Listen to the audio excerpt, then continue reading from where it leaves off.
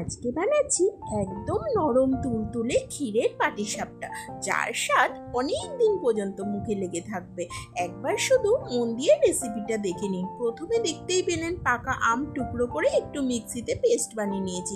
তারপরে দিয়ে দিলাম 2 হাতা সুজি, 2 হাতা ময়দা, সামান্য একটু লবণ আর একটু চিনি, আর পাকা আম যেটা পেস্ট করে নিয়েছিলাম সেইটা দিয়ে হাতের সাহায্যে ভালোভাবে একটু মেখে নিতে হবে।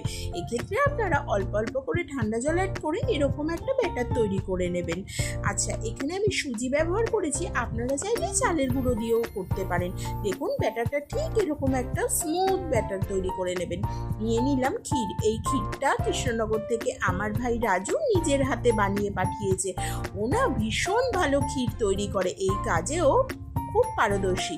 তারপরে চাটুর মধ্যে একটু তেল ব্রাশ করে নিয়ে মাঝখানে ব্যাটারটা দিয়ে হাতার সাহায্যে একটু গোল করে ঘুরিয়ে নিলাম।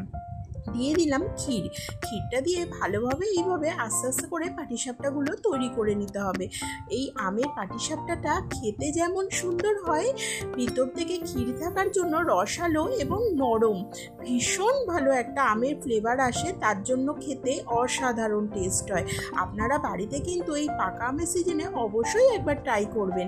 বাড়িতে একবার বানালে কমেন্টসে কিন্তু অবশ্যই জানাবেন কীরকম লাগলো। আচ্ছা, আপনাদের নারকেলের পুর দিয়ে না ক্ষীরের পুর দিয়ে কোন পাটিসাপটা বেশি পছন্দ, আমাকে ততক্ষণ কমেন্টসে লিখতে থাকুন। আপনাদের সাথে গল্প করতে করতে আমার সমস্ত পাটিসাপটা রেডি হয়ে গেল। দেখেই বুঝতে পারছেন কতটা খেতে টেস্টি হয়েছে। এরকম আরও ভিডিও দেখার জন্য একটা সাবস্ক্রাইব করে পাশে থাকুন। টাটা।